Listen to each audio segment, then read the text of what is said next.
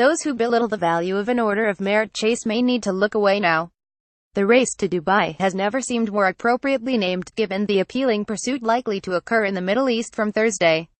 That two Englishmen are at the forefront of proceedings both adds allure into the sense that the nation's golfers, plus their recurring success, are not appropriately recognized at home. If Tommy Fleetwood had any doubts regarding whether to play in this weekend's Nedbank Challenge in South Africa, they were forcibly removed by the actions of Justin Rose. Back-to-back successes in China and Turkey moved Rose to within €200,000 of Fleetwood in the order of merit. Sergio Garcia, who sits third, remains part of the equation, but the Masters champion would need snookers in the final event of the season, the DP World Tour Championship on Dubai Earth Course. Garcia's glory offers a reminder of what Rose has had to recover from. The Spaniard's maiden major success was widely heralded, but Rose, whom he defeated in the Masters playoff, was visibly bruised. Rather than sulk, the 2007 Race to Dubai champion embarked on a late-season surge which has featured a second World Golf Championship win and a rise to sixth in the global rankings. Rose has an element of unfinished business in Dubai. The DP World Tour Championship itself has eluded him, painfully so in 2012 when a final round of 62 was not sufficient to see off and inspired Rory McIlroy. "I love Dubai," Rose acknowledges. "I feel like it's a tournament I really want to win. I feel like it's a tournament I have played well in. I feel like it's a tournament I have won, actually, because I remember playing the last hole with a two-shot lead and making a birdie. That was the day I shot 62 playing the last hole and made that birdie. Rory was a few holes behind, but very rarely are you two ahead playing the last, make birdie and lose. Rory birdied the last 5 to beat me that year. So yes, Dubai is a tournament that I really want. It's a bucket list event. It's one of the ones you want to win." Rose is well aware how swiftly his fortunes have turned around. "It would be a B- year probably a couple of weeks ago," he adds. "Good solid year, top 10 in the FedEx Cup, it was good. But no win. You can't really give yourself much more than a B- for that.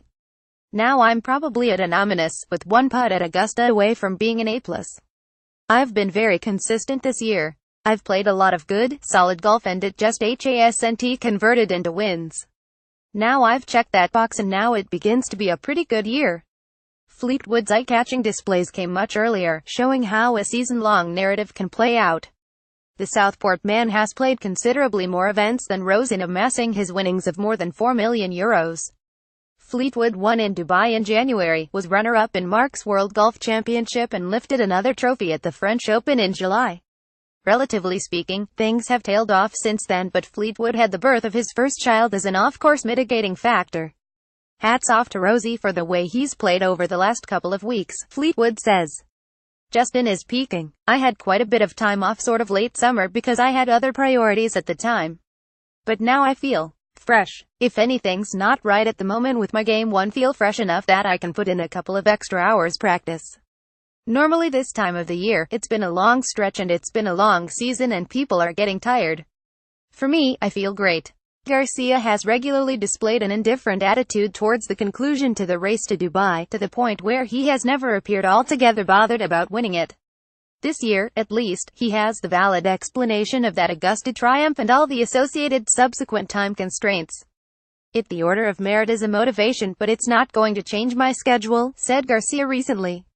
"I'm already playing 6 tournaments towards the end of the year and I'm not going to go crazy. If it's not enough, I'll congratulate whoever gets it. At the end of the day, I know what clicks for me and I don't want to overdo something now towards the end of the year and then feel it throughout next year. I still have to think not only present but future and, we have to control what helps us and hurts us."